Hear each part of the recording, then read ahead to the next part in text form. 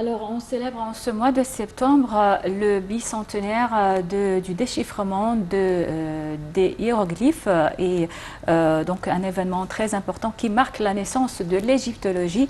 Et pour parler donc de cela, on a en ligne Dr Rola Al-Aghezi, qui est ancienne doyenne de la faculté des Antiquités, une grande égyptologue. Bonjour madame. Bonjour. Donc, on parle aujourd'hui du déchiffrement des hiéroglyphes.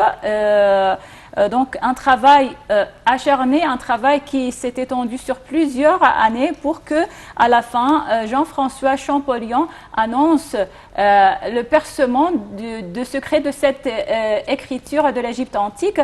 Mais il s'agit d'un processus qui s'est étendu sur plusieurs années. Il y a plusieurs savants qui ont fait des tentatives avant Champollion et bien sûr il s'est servi donc de ces tentatives-là. Parlez-nous donc du processus du déchiffrement des hiéroglyphes.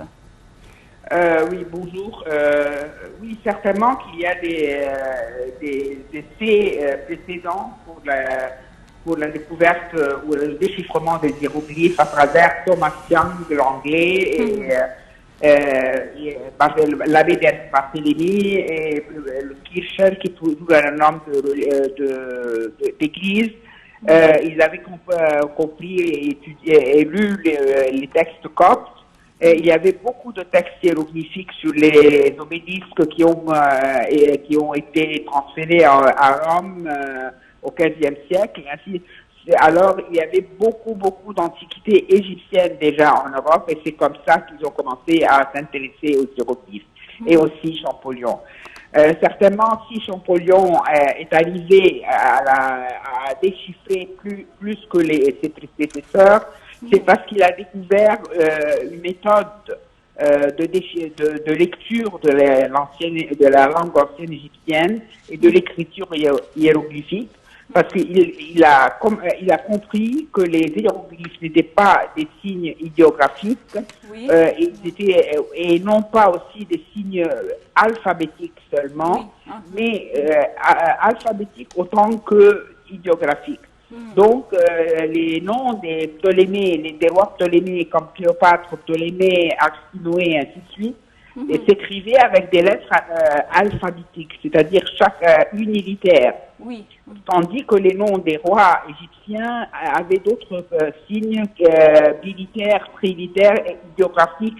Et alors, lorsqu'il a compris ce procédé, il a commencé à avancer dans ses recherches. Et aussi, il a découvert que le système de l'acrophonie, qui veut dire que la première lettre prononcée dans le signe donne le son du mot même. Oui. C'est-à-dire ro pour dire bouche. Donc la lettre qui écrit le mot bouche devrait être un R. Voilà. C'est ce procédé-là et ces découvertes-là qu'il a faites qui ont aidé à comprendre tout le système.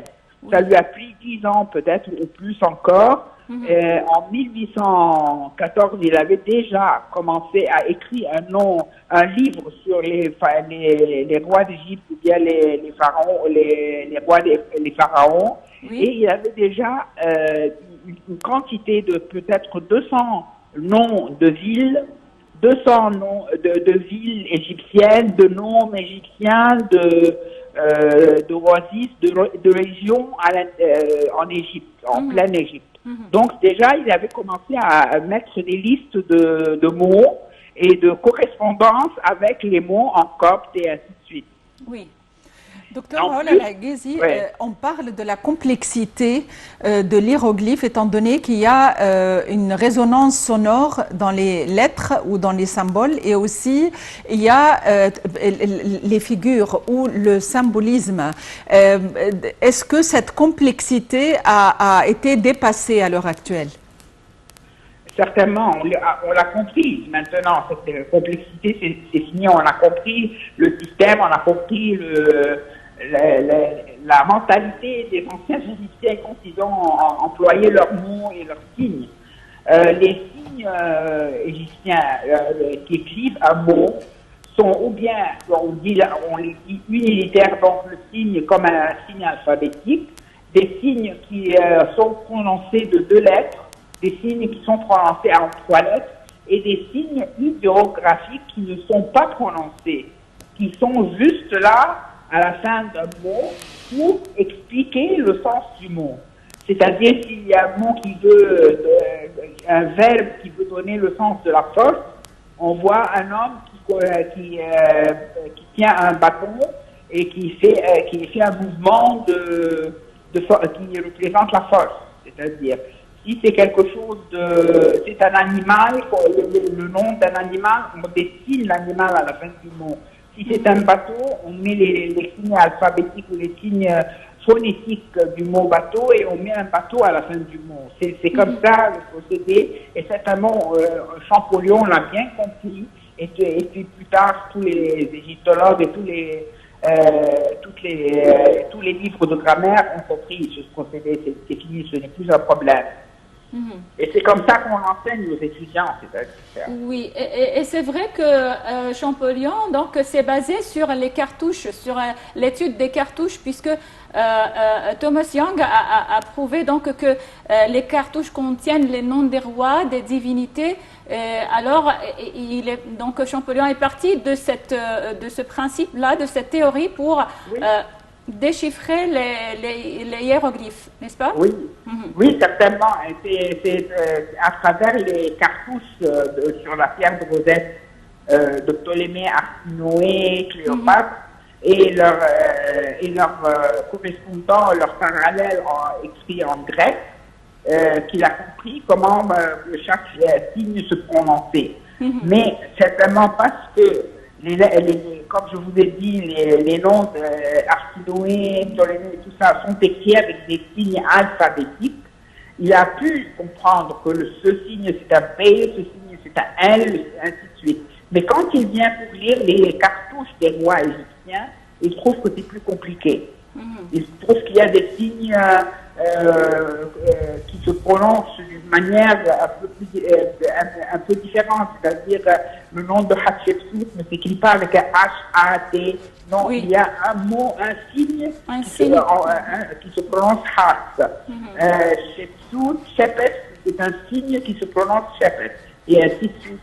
Donc, quand il a compris aussi ce processus, il a pu comprendre. Mais il faut dire que Champollion a fait un effort différent de ses prédécesseurs. Champollion a copié le plus grand nombre de textes, que ce soit sur la description de l'Égypte, que ce soit quand il a visité les musées. Il a visité le musée de Turin avant de faire un voyage en Égypte. Et c'est là qu'il a trouvé aussi un nombre de textes hiéroglyphiques à copier. Et quand il est venu en Égypte pour une croisière sur le Nil durant 2 ans, il a copié tous les textes et les scènes qu'il rencontrait durant son voyage. Et c'est à travers ce voyage-là que finalement, à la fin de son voyage, il a envoyé une lettre à M. Dacier lui disant notre hiéroglyphe est bon. J'ai revu tous les textes, toutes les lectures et nous n'avons pas besoin de faire aucune modification dans notre livre qui était le précis du système hiéroglyphique. Et certainement sa première lettre à M. Dacier, qui date du 14 septembre 1822, avant la lecture de cette lettre le 17 septembre, qui est la date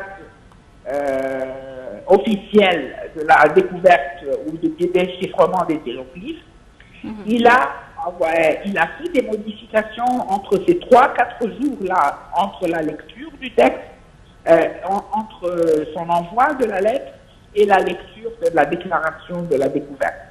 C'est-à-dire qu'il travaille tout le temps à améliorer ses lectures. Et tout ceci aussi, du génie de Champollion, qu'il a fait une grammaire de la langue ancienne égyptienne à la fin de ses jours, et qui a tout ce qui concerne la grammaire se trouve dans ce livre. C'est vraiment travail de génie. Oui.